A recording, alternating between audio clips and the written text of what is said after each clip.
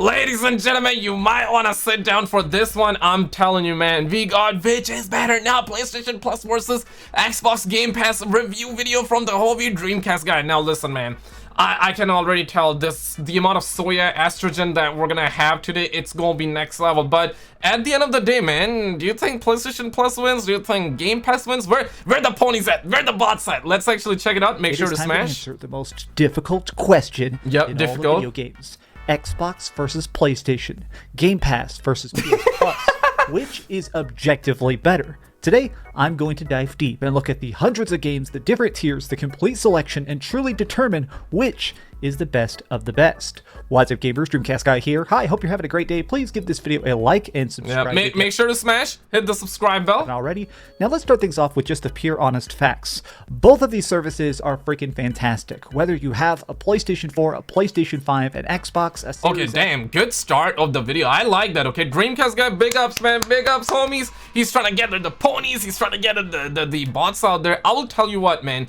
PlayStation, for how long Xbox Game Pass has been around? Any scientists around? I seriously don't know, but all I know is that it has been around for years and Microsoft has perfected that. What I will say here is that Sony, this is just their day one, right? Like, it's just released globally for everybody. It released early in some regions out there, so I'll say like, hey, they have been, it's been like 2 weeks or whatnot. Let's just keep $150. So in a year from now, in a couple of months from now, maybe 2 years from now, will it get better? Chances are high that it will get better, and that's when it will be a direct competitor to Xbox. But for now, I think it's a good start. But so let's see. Game Pass on PC, there is a lot of very good ways to game right now, and I do think that these subscription services have added an interesting twist to video games. The fact that both of these exist, the fact that you can just sit down and scroll through pages and pages and pages of amazing games, some you've heard of, some you haven't, and just play any of them, is a very nice time to be alive. True. But which one is better? Let's begin by talking about the sheer size of their libraries and additionally the cost. Now, PlayStation Plus has this new revamp that's just gone on, where now if you want to get their different styles of game, there's stuff you can download, games like Miles Morales or Assassin's Creed, all the Ubisoft games. These cost the UB caps. I mean, for UB caps, listen, man, if you're gonna be throwing all the UB caps games in a Game Pass model, in that PlayStation Plus model, I'm not too sure about that one. But game subscription services, that's the thing of the future now, right? Then it's gonna be cloud streaming. I mean, they're already toying around with the idea. They're getting better at it. It's not quite there because there are people out there, there are homies that are actually living life on 1 megabyte per download speed. I mean, look around you, man, look around you. There are surely people living life on 1 megabyte per download speed. So it's a little bit tough there, but it's the thing of the future. It's definitely getting better. $100 a year to get access to everything on the PlayStation Plus service. This is called PS Plus Extra. Now, the other tier of it is PlayStation Plus Premium. That is $120 a year, and that gives you access to not just new games, but also a bunch of retro stuff going back to PlayStation. At this point, like, if you're gonna get the PlayStation Plus Extra, just might as well save $20 more, and I mean, buy the premium one, right? To PlayStation 1, even some PSP stuff is on there. Now, to me, I think that this is a very good service. It totals over 700 games on this service if you get the highest tier, but $120 a year, that is a very steep price. Now, Xbox, what it's listen, man, it's a good price if it had like a lot more games. 700 games sounds really, I mean, oh my god, I'm shaking. 700 games, 700 games, wee woo, wee woo. 700 games sounds really good on paper, but most of those games, especially if you're a big long-time Sony PlayStation fan and you've been playing games on PlayStation for a long time, chances are most of those games you have already played, right? You have already played those games. It is nice, but what would have been a lot more nicer is that if Sony really allowed us to download those PS3 games. That's like a major setback, okay? I feel like that's why it's holding this model back, a lot more back, I should say. It's like 1 step forward, 2 step backwards, right? And on top, we need more third-party games. These are the two only things we need. Like, we need more third-party games, we also need more first-party games, and we need PS3 games downloadable. 3 things actually. Otherwise, yeah, it's a good start now though. Is roughly 300 games for about $120 a year. Slightly less, slightly more depending on the tier you're deciding to play on. Now, both of these do have very good games, but in this case, I like PlayStation Plus and Xbox for very different reasons.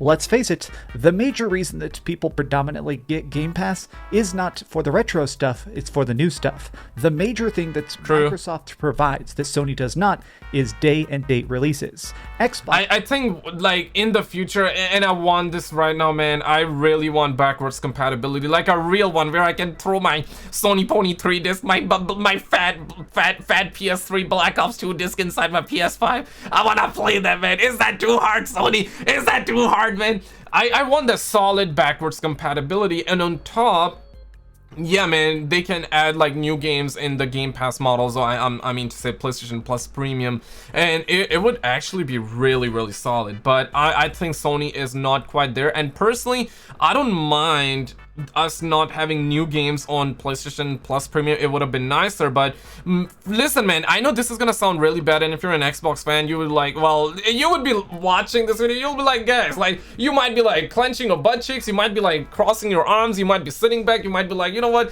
you might be like selling popcorns for $1.50, you might be like, yeah, Skizzle, we had the backwards compatibility for years, which is facts. We actually also have new games, we're getting new games, but I mean, damn, bro, we're really stuck out here in the Stone Ages, and I'm like, I do play on the Sony ponies, okay? So like, I'm not a Sony pony hater, but I'm just trying to spit facts. I mean, if you agree, you agree. If you disagree, you disagree. But facts are facts, right? But damn, right? Can a brother get backwards compatibility? Can a brother get new games? Before we get new games on the PlayStation Plus Premium, let us download those PlayStation 3 games, and let us also use our PlayStation 1, 2, and Sony Pony 3 discs inside PS5. I mean, damn, special like button if you agree though. Has like over 20 major studios working for them now, everything from Bethesda to Arcane to random tiny studios that I constantly forget the name of.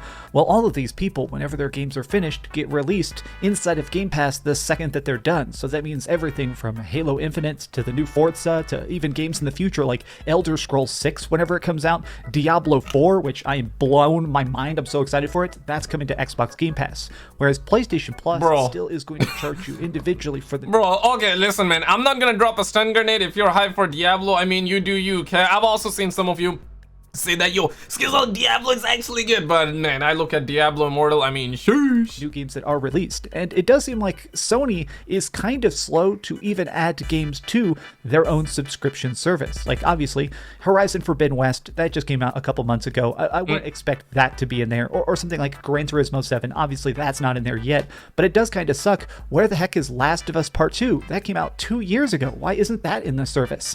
I also do believe, and I also, in my honest opinion though, just an opinion, don't cancel me on Twitter, don't just do that just yet, hear me out, but we're getting Last of Us 1 remake, right?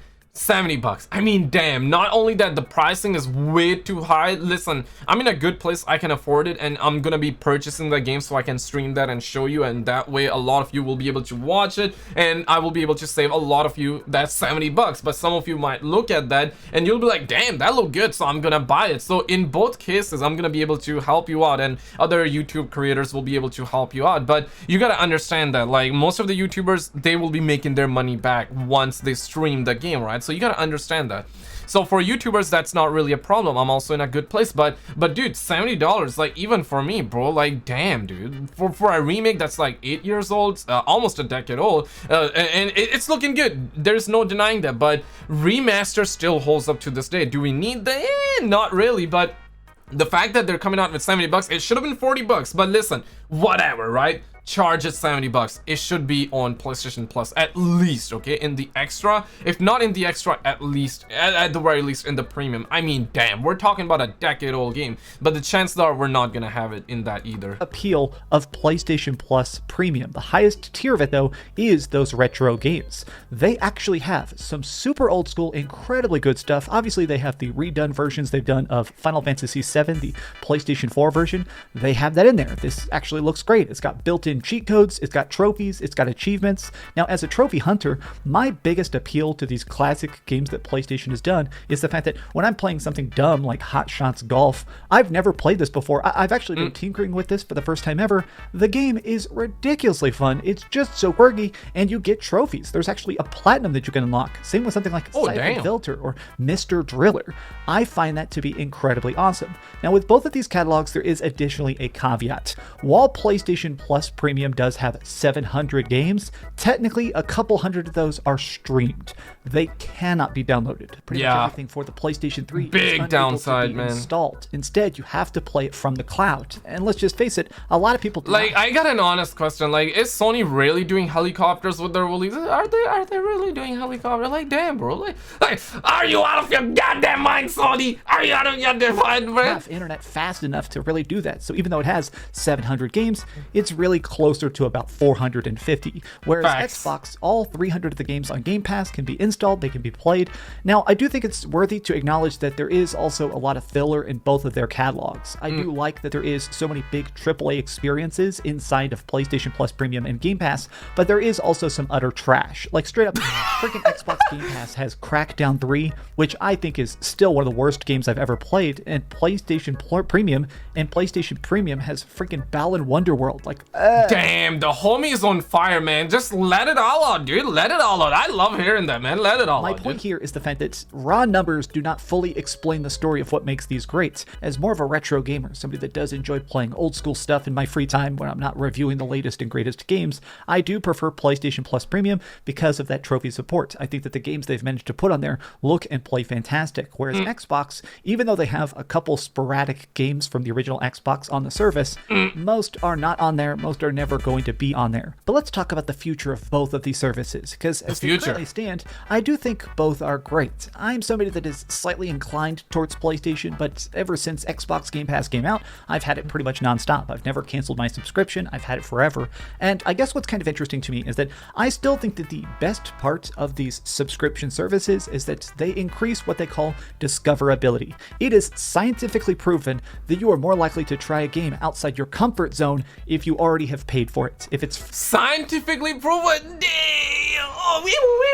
I mean, listen, he has a point. He really has a point. If you're actually being, oh my god, we got the gameplay sheet looking like a snack out there. Oh goddamn, what happened to that shit? Okay, back to the gameplay. On a subscription service. If it's just like Netflix and you can click it and randomly play it on a whim, you're more likely to give it a shot. Whether that is something like Outriders or a weird platformer or a goofy JRPG where girls are trying to bust out boobas or spank each other, you're going to be more open-minded. Yo, cut it! Run it back! Run it back! Run it back!